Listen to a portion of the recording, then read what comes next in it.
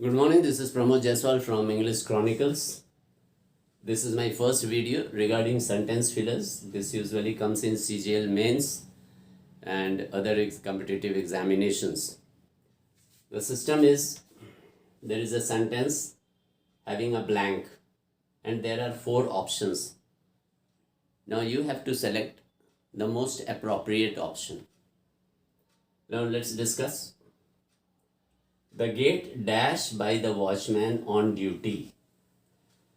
The gate dash. Here the main verb is opened. Now here it is by. That means it pertains to passive voice. अगर active voice लेते हैं तो पहले सबसे तरीका पहले है जो सूटेबल नहीं है उस वर्ड्स को हम हटा दें. Then it becomes easier. अगर हम लेते हैं फर्स्ट को द गेट ओपेंड बाई, तो द गेट ओपेंड हो जाता है एक्टिव वॉइस जिसमें गेट सब्जेक्ट हो जाता है, तो ये नहीं चलेगा ओपेंड. अगर हम वेयर ओपेंड लिखते हैं तो गेट यहाँ सिंगुलर है और वर प्लूरल है, तो ये भी नहीं चलेगा. द गेट वॉज ओपनिंग, तो ऐसा लग रहा है गेट अपने आप खुल रहा था, तो बाई वॉचमैन एब्सर्ड हो जाता है. अगर पैसिव वॉइस में रहता तो होना चाहिए था was being opened. Was opening का मतलब हो गया कि एक्टिव वॉइस में है, तो वो भी ये भी सूटेबल नहीं है. तो इस तरीके से आपको grammatically you have to see which one is most suitable.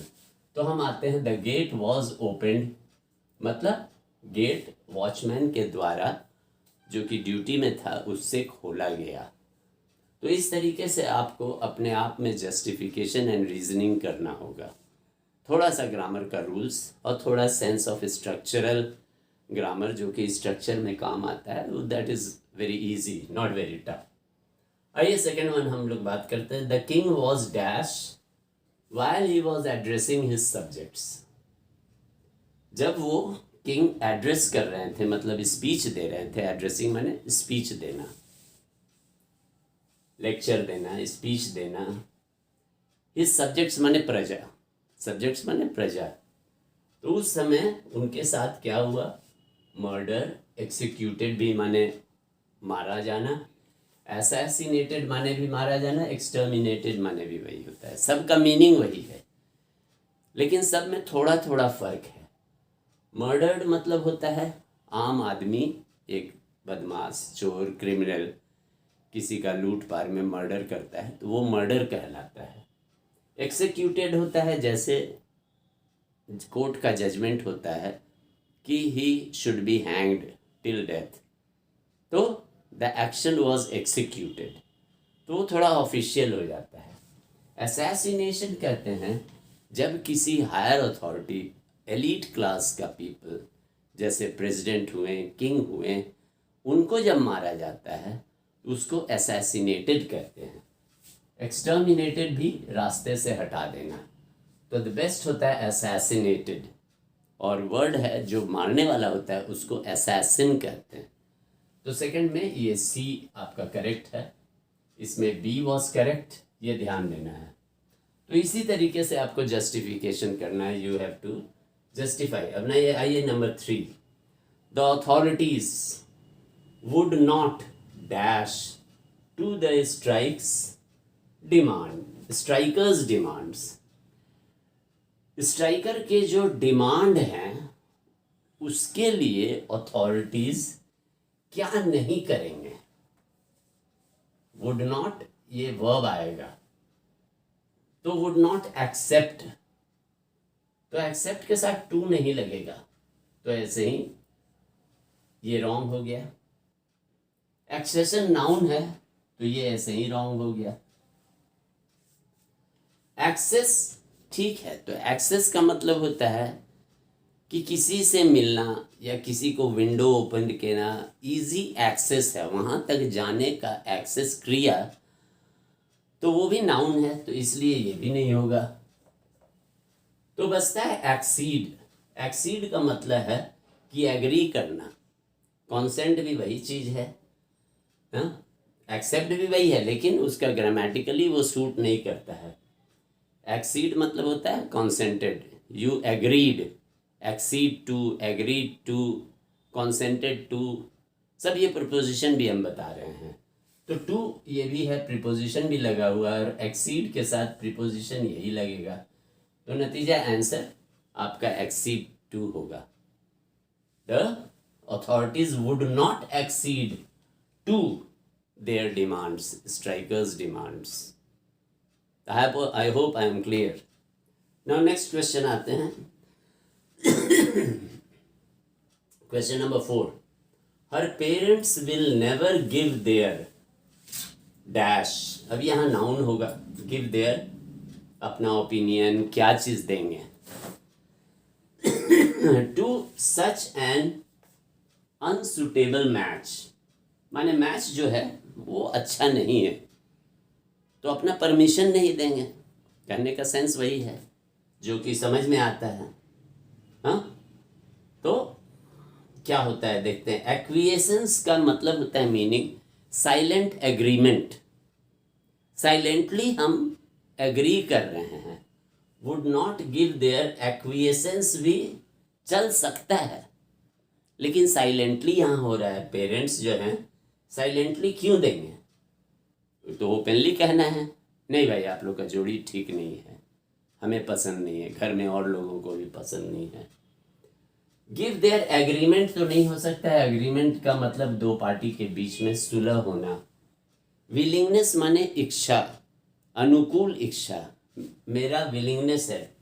Give their willingness to such, कि मेरी चाहत, मेरी इच्छा, मेरी इच्छा, तो यहाँ मेरी इच्छा नहीं है। Willingness to such, parents will never give their willingness to such and, तो यहाँ इच्छा की बात नहीं है, यहाँ एग्रीमेंट की बात हो रही है। तो ये भी कट गया। तो अब बचता है ये एक्विएसेंस और कंसेंट। कंसेंट माने भी एग्रीमेंट होता है, और कंसेंट नाउन है, और अगर वही कंसेंटेड हो जाता तो वो वर्ब हो जाता है। तो एक्विएसेंस साइलेंट, गिव देयर, कंसेंट माने देयर एग्रीमेंट। तो ये चूंकि एक्विएसेंस होता है साइलेंट एग्रीमेंट, बिना कुछ बोले खाली ऐसे मन से दिल से कर रहे हैं, तो ये सूटेबल नहीं है, बल्कि कंसेंट ये ज़्यादा सूटेबल है इसके लिए। तो question number B is correct answer. आइए नेक्स्ट देखते हैं। They are so dash they could not put up a tent properly while camping.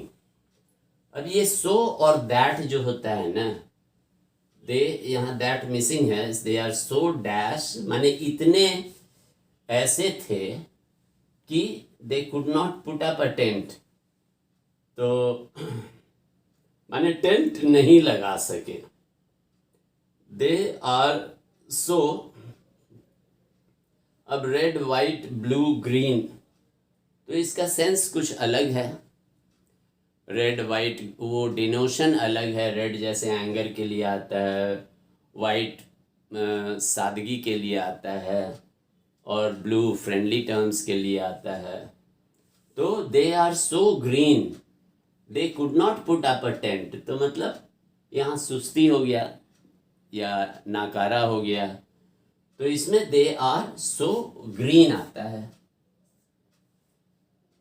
तो इसके लिए ग्रीन होगा। आइए नेक्स्ट क्वेश्चन देखते हैं। With the amount of conflict, conflict माने क्वारल होता है, झगड़ा, इन द वर्ल्ड माने इतना झगड़ा, मिसअंडरस्टैंडिंग, पावर, जिस चलते भी दो कंट्रीज में झगड़ा हो रहा है। With the amount of conflicts in the world, चारों तरफ देख रहे हैं उससे उससे झगड़ा हो रहा है, उससे उससे झगड़ा हो रहा है, border line of control, that a third world war is होना अनिवार्य है। ऐसे ही लगता है कि इतना झगड़ा हो रहा है, ऐसा प्रतीत होता है जैसे थर्ड वर्ल्ड वॉर होना अनिवार्य है, यही सेंस है। अब देखिए कि वैसा वर्ड कौन सा है। इमैनेट का मतलब है अंदर से कुछ निकलना, जैसे the feelings emanated from within, अंदर से बाहर निकलना, तो ये नहीं है। एमेनेंट, एमेनेंट का मतलब होता है टू स्टेप फोर्थ, आगे बढ़ना, तो ये भी नहीं आ रहा है। एमिनेंट और इमिनेंट ये दोनों बहुत कंफ्यूजिंग वर्ड है। एमिनेंट का मतलब होता है फेमस पर्सन। एमिनेंट माने they are eminent people, famous person. और इमिनेंट का मतलब होता है होना अनिवार्य है, ये होना आवश्यक है। तो ये हमें सूटेबल लगता है। जितना कॉन्फ्लिक्ट चल रहा है उस हिसाब से ऐसा प्रतीत होता है कि third world war is imminent, माने एकदम होना अनिवार्य है। ठीक है, तो ये नेगेटिव सेंस में आता है इमिनेंट। जैसे ओमिनस भी होता है कि होना अनिवार्य है, जैसे एप्रीहेंडिंग, आई एम एप्रीहेंडिंग समथिंग, गलत होना है, ये भी उसी सेंस में आता है। तो आइए अब नेक्स्ट वन, लास्ट वन बचता है। The traditional way of saying, जो कॉमन वे है, ट्रेडिशनल जो चला आ रहा है यूजुअली, किस चीज़ के बारे में कहना, दैट यू फील फाइन, कि हमें अच्छा लग रहा है, आई एम फाइन। है, तो जैसे कोई पूछता है भाई हाउ आर यू, हम बोलते हैं ना I am fine, thank you. Is to say that you are, कौन सा वर्ड इसमें डिनोट करेगा कि I am fine, you feel fine, तो कौन सा बेस्ट है? तो ऑल राइट का मतलब भी ओके होता है, लेकिन ये ऑल अलग है, राइट दोनों अलग नहीं, एक ही में है।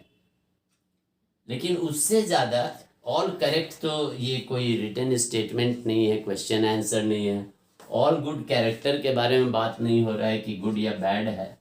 अब ये दोनों जो वर्ड है, ये दोनों ऑल राइट भी इसी के जगह यूज़ होता है, लेकिन ऑल राइट ये ओके एक्सेप्टेबल के सेंस में यूज़ होता है, और ये ऑल राइट सेंस है कि I am fine, I am okay, I am all right.